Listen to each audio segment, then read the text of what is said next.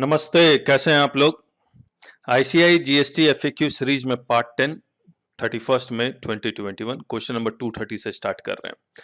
इसको स्टार्ट करने से पहले हम लोग 1 जुलाई 2021 से मॉर्निंग 7:30 AM से बहुत डिटेल इन डेप्थ जीएसटी की लाइव क्लासेस शुरू कर रहे हैं। जीएसटी लाइव क्लासेस में सबसे बड़ा फायदा यह है कि आप इंटरेक्ट कर सकते हैं चैट के थ्रू। तो ये लाइव क्लासेस है, इसके बारे में मैं डिटेल में और वीडियो में रिकॉर्ड करूंगा तो वहां भी बताएंगे, लेकिन आप इसको ज्वाइन जरूर से कीजिए अगर आप बार बार जीएसटी सीखना नहीं चाहते हैं। एक बार में पूरा जीएसटी सीख लीजिए। अब आते हैं क्वेश्चंस पे। Can a hotel claim input tax credit on repair of building? Will there be a different view if the repair is substantial? Examine in the light of section 17 subsection 5 and the high court judgments. तो hotel अपने building का repair यानी कि hotel building का repair करवा रहा है। आपको इनकम टैक्स में भी पता है कि होटल बिल्डिंग पे डेप्रिसिएशन भी मिलता है। तो अब इसके ऊपर आपको अगर आप उसका रिपेयर करवाते हैं, मान लीजिए आप वाइट वॉश करवा रहे हैं, तो वाइट वॉश करवा रहे हैं तो उसमें मटेरियल खरीदा होगा तो जीएसटी लगा होगा। लेबर से करवा रहे हैं तो जिसने लेबर चार्ज लिया होगा उसने भी शायद जीएसटी लिया होगा। तो क्या उस जीएसटी पे आपको क्रेडिट मिलेगा या नहीं मिलेगा? क्या ये क्रेडिट ब्लॉक तो नहीं है under section 17 subsection 5 clause D में? तो जब सेक्शन 17 सबसेक्शन 5 क्लॉज डी, दो सेक्शन है सी और डी, लेकिन ये डी है ऑन हिज ओन अकाउंट। इससे पहले वाले क्वेश्चन में भी हमने बताया था कि आप खुद मटेरियल खरीदते हैं, आप खुद लेबर अपॉइंट करते हैं, किसी को ठेके पे नहीं दिया हुआ है। अगर ठेके पे भी दिया हुआ है तो भी मिलेगा या नहीं मिलेगा। तो इन्होंने सी डिस्कस नहीं किया, सिर्फ डी डिस्कस किया, लेकिन सी और डी दोनों का ही महत्व है। अब मैं अगर रिपेयर का मतलब क्या होता है, तो रिपेयर इक्वल टू कंस्ट्रक्शन। तो कंस्ट्रक्शन का डेफिनेशन में लिखा हुआ construction includes reconstruction, renovation, additions और repairs to the extent of capitalisation. अब आपको इनकम टैक्स में भी पता है कि अगर आप करंट रिपेयर्स है तो आप उसको प्रॉफिट एंड लॉस अकाउंट में ले जाते हैं, उसका आपको 100% डिडक्शन मिल जाता है जिस ईयर में आप खर्चा कर रहे होते हैं। लेकिन अगर आप उसको कैपिटलाइज कर देते हैं तो उसको कैपिटल रिपेयर्स कहते हैं और डिप्रिसिएशन मिलता है आपको उसके ऊपर। तो ये जीएसटी का लॉ ये कहता है कि अगर आपने कैपिटलाइज कर दिया है तो हम आपको उसका क्रेडिट नहीं देंगे। To the extent of capitalization to the said immovable property, obviously building immovable property, तो हम उसका क्रेडिट क्रेडिट नहीं देंगे। Capital expenses ITC not available. लेकिन अगर आपने कैपिटलाइज नहीं किया रिपेयर्स के खर्चे को तो हम आपको आईटीसी आपको मिल जाएगा। और हाईकोर्ट का कोई जजमेंट मुझे तो मिला नहीं है, इन्होंने लिखा भी नहीं है, तो इसलिए कोट नहीं कर पा रहे। तो मैं एक बार इसको पढ़ देता हूं। According to section 17 subsection 5 clause D of CGST Act, goods और सर्विसेज और both received by taxable person for construction of any immovable property. अब कंस्ट्रक्शन का मतलब रिपेयर्स भी है, तो for repairs of any immovable property other than plant and machinery on his own account including when such goods और services और both are used in the course of furtherance of business. Obviously hotel है तो furtherance of business के लिए ही है। तो ये बाकी तो मैंने समझा ही दिया आपको। अब हम लोग आते हैं अच्छा, इसमें ये जरूर लिखा है कि auditor shall have to evaluate the risk in certifying GST 9C from the legal angle। और आपको अभी पता है 43rd GST काउंसिल की मीटिंग हुई जहां पर 9C को ऑडिटर से साइन करवाना जरूरत नहीं है, सेल्फ सर्टिफाई होगा, मैनेजमेंट खुद सर्टिफाई करेगी। तो मैनेजमेंट जब सर्टिफाई कर देती है तो अच्छी बात है, और उसके बाद ऑफिसर उसके ऊपर ऑब्वियसली ऑब्जेक्शन अगर लगाता है तो आपको view point, legal view point, law के व्यू पॉइंट देने होंगे। अब आते हैं क्वेश्चन नंबर 231 में। The setting up of a badminton academy involves construction for the playing zone, civil work, iron purchase, flooring etcetera. Can ITC be taken on his capital expenditure? आप badminton के की जगह आप मान लीजिए setting up of cricket academy involves playground, pitch के ऊपर rolling करते हैं वो, फिर बहुत सारे इक्विपमेंट्स खरीदते हैं, वो पूरा का पूरा जो पिच है वो क्या वो उस पिच के ऊपर जो भी आप खर्चे कर रहे हैं उसको प्ले के लायक बनाने के लिए, ताकि उसमें गेम हो सके, उस लायक बनाने के लिए उस पे जो खर्चे हो रहे हैं, क्या उस खर्चे के ऊपर आपका आईटीसी क्लेम कर सकते हैं नहीं कर सकते? तो इससे पहले क्वेश्चन नंबर 218 में भी हमने डिस्कस किया था कि पूरे के पूरे उस क्रिकेट पिच को या पूरे पूरे के पूरे उस बैडमिंटन एकेडमी को अगर हम उसको प्लांट एंड मशीनरी प्रूव कर देते हैं तो मिल जाएगा। क्योंकि यहाँ भी आप देखिए इन्होंने लिखा है कि इमोल प्रॉपर्टी में प्लांट एंड मशीनरी नहीं आएगा, यानी कि प्लांट एंड मशीनरी के ऊपर किसी भी तरह के खर्चे हो, रेवेन्यू हो या कैपिटल, आपको उसका आईटीसी मिलेगा। तो अगर मैं इसको इमोल प्रॉपर्टी जो है क्रिकेट पिच है या बैडमिंटन का कोर्ट है, अगर मैं प्रूव कर पाऊँ कि ये प्लांट एंड मशीनरी है तो मिल जाएगा। और मैं आपको बता दूं इनकम टैक्स में ऐसे बहुत सारे जजमेंट्स आए हैं जहां पर पूरे के पूरे सिनेमा हॉल बिल्डिंग को, है तो बिल्डिंग लेकिन पूरे सिनेमा हॉल बिल्डिंग को लॉयर ने जज को समझा, जज मान गया कि it is a plant and machinery. और व्हाट इज प्लांट? बोलता प्लांट वो चीज है जो बहुत सारे पार्ट्स को मिला के जब कोई एक साथ काम करती है, मूव करती है, that is that will be called machinery. Machinery will have moving working parts, in plant will not have moving machinery parts. तो यही आंसर लिखा हुआ है, तो हम इसको प्लांट तो प्रूव कर सकते हैं। So the issue and the law have been well covered therein. However, here we need to decide upon the question whether the setup cost incurred for badminton court is plant and machinery for a registered person. If it is, only then ITC is available. Generally speaking, plant and machinery is an asset that is used by business for purpose of carrying on the business and is not either stock in trade or the business premises or the part of the business premises. The difference between plant and machinery is that generally machinery will have moving working parts and plant will not. तो यह obviously काफी disputed point है, तो अगर आपने ITC ले लिया तो क्वेश्चन जरूर उठाएंगे ऑफिसर के द्वारा। Oxford dictionary defines plant and machinery as the equipment required to operate a business. ये सब आपको जानना इसलिए भी जरूरी है क्योंकि अगर आप सिंपल अकाउंटेंट है तो कोई फर्क नहीं पड़ता आप जाने या ना जाने, लेकिन if you are a lawyer, practicing lawyer, तो आपको ये सब जब आप बनाते हैं रिटर्न स्टेटमेंट ये आप पिटीशन बनाते हैं तो आपको ये सब कोट करना बहुत जरूरी हो जाता है। शुरुआत में नहीं, जब हाई कोर्ट और सुप्रीम कोर्ट में when the case will be decided on question of law. Considering the above point, we can say that if badminton need to be played, court and its maintenance will be required, without which the supply cannot be provided. We can therefore consider the badminton court as planned and can claim ITC on the same. तो ये कह रहा है कि हम ले सकते हैं। Is ITC available for staff bus input services? ये इंटरेस्टिंग है।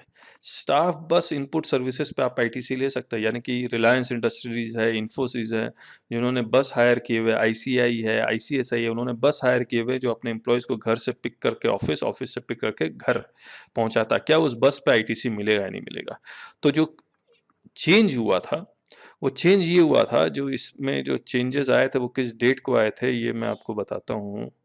ये यहाँ पर आगे भी उन्होंने डिस्कस किया है। 1 फरवरी 2019 से चेंज आया था। 1 फरवरी 2019 में जो चेंज आया कि बोलता अगर मोटर व्हीकल की कैपेसिटी अप टू 13% है इंक्लूडिंग ड्राइवर तो आईटीसी इज नॉट अवेलेबल, लेकिन इसमें एक्सेप्शंस थे कि फर्दर सप्लाई के लिए या फिर टैक्सी के रूप में चला रहे हैं तो आप आईटीसी मिल जाएगा, लेकिन अगर एक्सीड 13% है तो आईटीसी मिलेगा। इसमें एक्सेप्शन में हो या ना हो उससे कोई फर्क नहीं पड़ता। तो बस जो है वो ऑब्वियसली 13 इंक्लूडिंग ड्राइवर से ज़्यादा होता है तो इस पर आईटीसी मिलेगा, चाहे किसी के लिए भी, क्योंकि उन्होंने पैसेंजर नहीं लिखा हुआ है। जब आप वो सेक्शन 17 सबसेक्शन 5 क्लॉज ए पढ़ेंगे तो उन्होंने ट्रांसपोर्टेशन ऑफ पैसेंजर्स नहीं लिखा हुआ, ट्रांसपोर्टेशन ऑफ पर्सन्स लिखा हुआ है। पर्सन्स में एम्प्लॉय भी आएंगे। तो अकॉर्डिंग टू दिस, और जब हम लोग जीएसटी की लाइव क्लासेस करेंगे आपके साथ तो ऐसे ही एग्जैक्ट लैंग्वेज पढ़ पढ़ के, जैसे हमने पर्सन का मतलब बताया वैसे एग्जैक्ट लैंग्वेज पढ़ पढ़ के आपको समझाएंगे और एग्जाम्पल्स ले लेके बात करेंगे। और ये वाला तो आप फ्री में आपको यूट्यूब में मिल ही रहा है, तो उससे क्या होगा, अंडरस्टैंडिंग बहुत ज्यादा आ जाएगा। अब किसी जमाने में आने वाले समय में गवर्नमेंट इस पर्सन को पैसेंजर कर देती है, आप देखिए कितना बड़ा चेंज आ जाएगा। आपको आईटीसी ब्लॉक हो जाएगा अगर आपने एम्प्लॉयज के लिए बस खरीदी है तो हर एक वर्ड बहुत ज्यादा इंपॉर्टेंट है, उसका इंटरप्रिटेशन समझ में आना उससे भी ज्यादा इंपॉर्टेंट है। और वही काम हम लोग करेंगे। तो हम लोग ये नहीं करेंगे पीपीटी बना दिया कि हाँ ये एग्जांपल लिया, हाँ आईटीसी मिलेगा, ये एग्जांपल लिया आईटीसी नहीं मिलेगा। उन सब के पीछे रीजंस, लॉजिक और क्या महत्व है उन सब शब्दों का, वो सब डिस्कस करेंगे।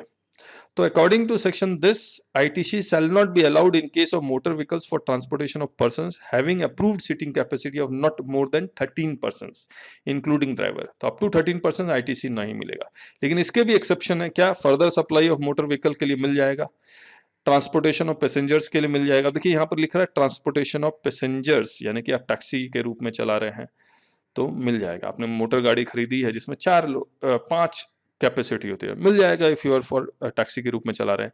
Imparting training on driving such motor vehicles, how proviso to this, provided that ITC in respect of such goods और सर्विसेज और both shall be available where it is obligatory for an employer to provide the same to its employees under any law for the timing course.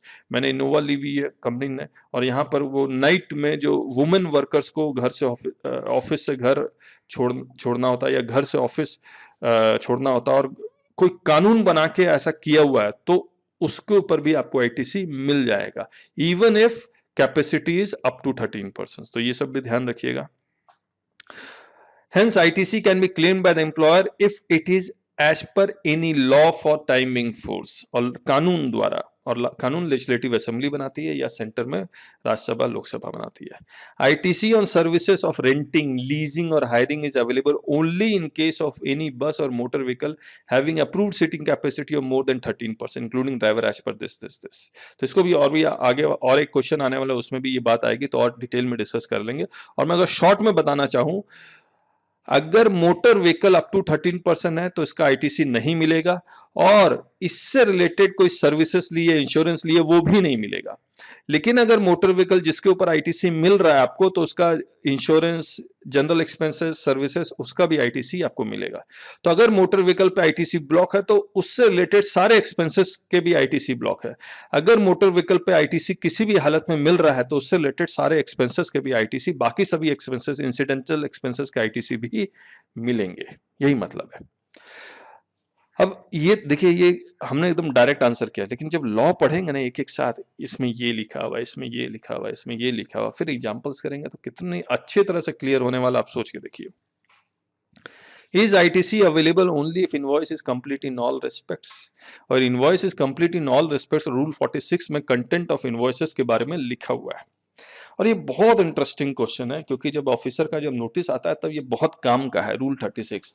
और हमने एक notice handle किया है, इसमें ऐसा ही हुआ था, और मैं बार बार डिस्कस भी करना चाह रहा था इसको, और पहले भी मैंने डिस्कस किया है।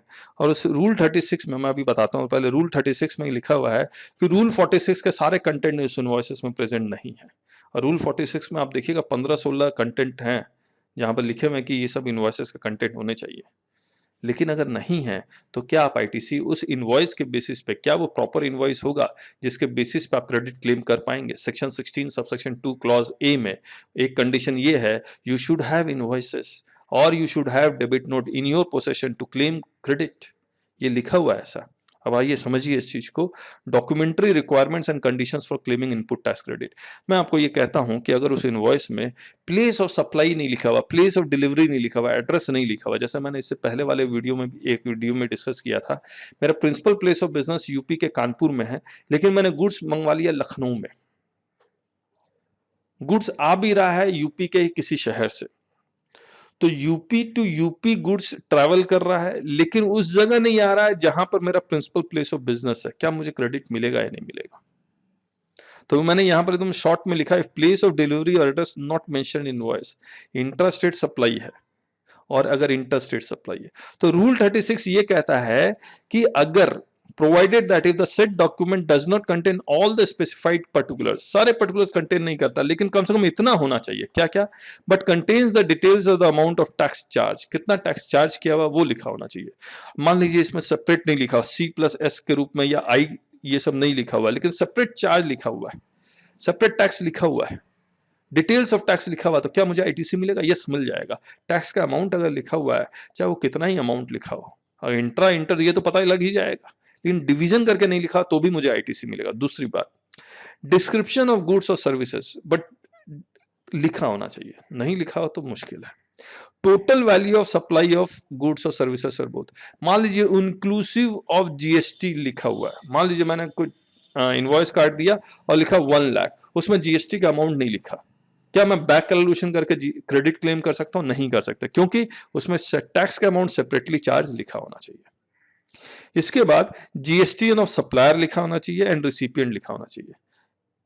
तो GSTN of supplier and recipient का जीएसटीएन, ये दोनों लिखा होना चाहिए। अगर एचएसएन नहीं लिखा हो तो क्या मुझे क्रेडिट मिल जाएगा? यस, मिल जाएगा, क्योंकि इसमें एचएसएन के बारे में नहीं लिखा हो। जो कंपलसरी चीजें हैं वो लिखी हुई है।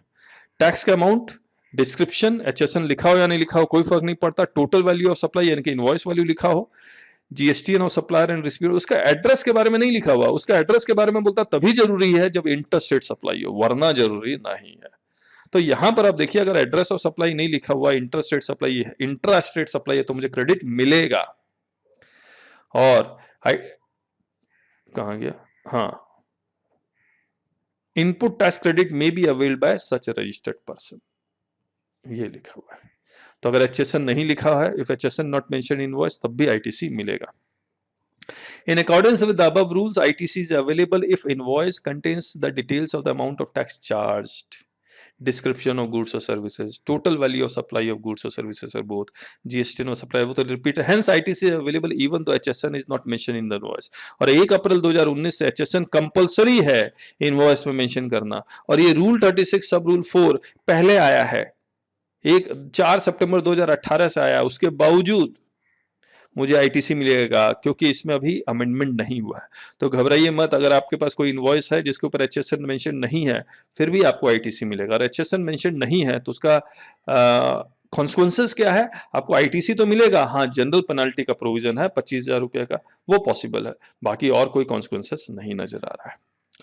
Question 234, explain ITC provisions with regard to goods supplied on free of cost basis. ये भी इंटरेस्टिंग है, देखिए बोला अगर मैंने फ्री में गुड्स सप्लाई किया है तो मैंने आउटवर्ड सप्लाई फ्री में कर दिया, तो मैंने उस गुड्स के से रिलेटेड जो पहले ITC क्लेम किया था वो मुझे रिवर्स करना पड़ेगा, क्लॉज H में लिखा हुआ है।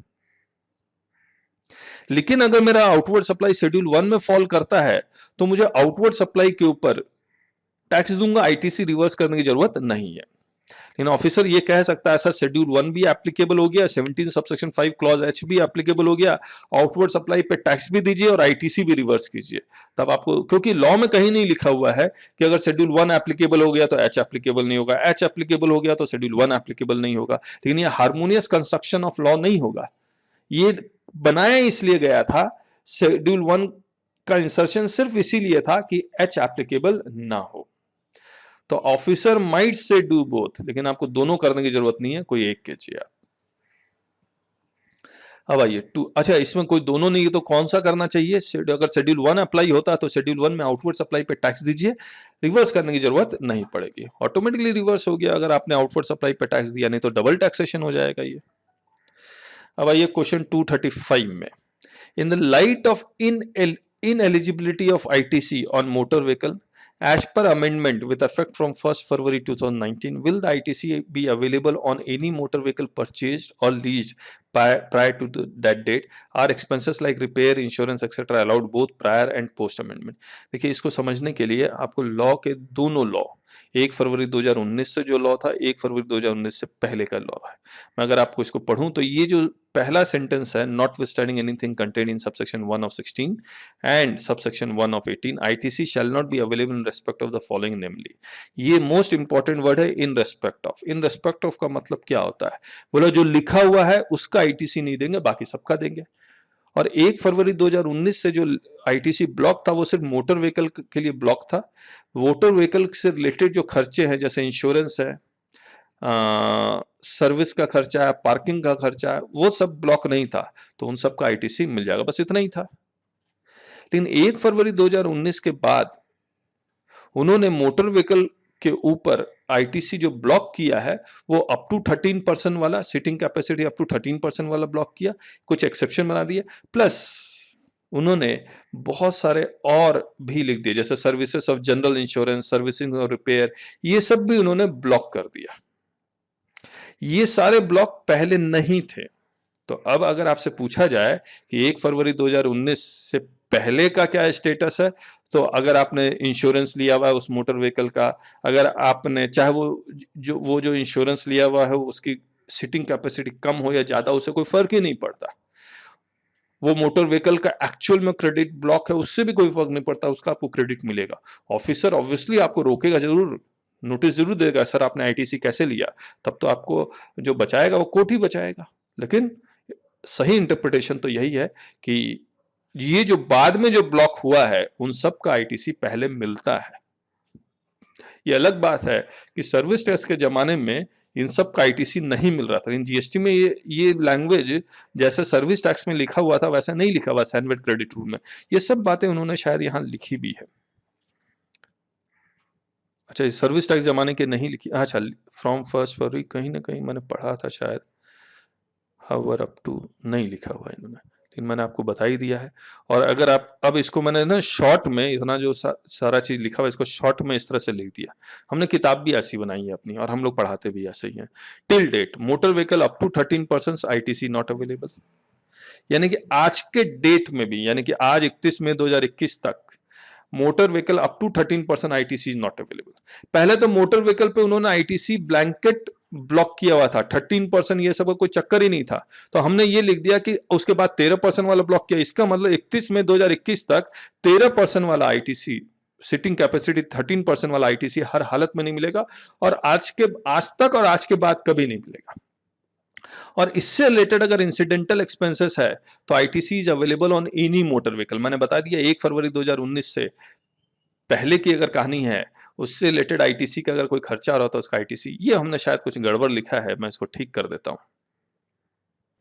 Till date motor vehicle up to 13% ITC is not available, लेकिन 1 फरवरी 2019 से motor vehicle exceeding 13% ITC is available. Exception हमने डिस्कस नहीं किया। 1 जुलाई 2019 से 31 जनवरी 2019 तक incidental expenses ITC available on any motor vehicle is available, लेकिन 1 फरवरी 2019 से incidental expenses ITC available only that motor vehicle on which ITC is available. तो ये पूरा वो यही लिख रहे हैं जो हमने यहाँ पर शॉर्ट में लिखा हुआ है। तो किताब में भी हम लोग ऐसा ही करते हैं कि सब कुछ पढ़ाने के बाद पूरे लॉ को एकदम शॉर्ट में लिखने की कोशिश करते हैं, ताकि आपको याद करना भी आसान हो, क्योंकि याद रहेगा तभी आप क्लाइंट के सामने या किसी और के सामने स्टेटमेंट बनाते वक्त, लीगल पॉइंट्स बताते वक्त ये सब आप आराम से लिख सकें। नहीं तो याद ही नहीं आएगा तो क्या फायदा। और याद इसलिए करना भी जरूरी है क्योंकि याद रहेगा तभी आप लॉ को अपने दिमाग में बैठा रहेगा, तभी एक लिंकेज कर सकते हैं, नहीं तो लिंकेज नहीं होगा। और यहीं तक कर रहे हैं, लेकिन मैं आपको दोबारा बता देता हूं, अगर आप जीएसटी की लाइव क्लासेस, जीएसटी आप एक बार में पूरा सीखना चाहते हैं तो ये जीएसटी की लाइव क्लासेस आप जरूर से अटेंड कीजिए। और बहुत कम है, 5999 प्लस 350 और 1000 का डिस्काउंट अभी अवेलेबल है, जो 10 स्टूडेंट्स तक ही अवेलेबल है। उसके बाद ये खत्म हो जाएगा और जल्दी जल्दी लोग ज्वाइन भी कर रहे हैं, बहुत सारे फ़ोन भी आ गए, they are all willing to join. तो ये उसके बाद डिस्काउंट मिलेगा नहीं, 15 टिकट लेफ्ट है, तो जरूर से ज्वाइन कीजिए, आपको हर हालत में फ़ायदा होगा। जूम में हम लोग लाइव क्लास लेंगे। So thank you so much, bye bye.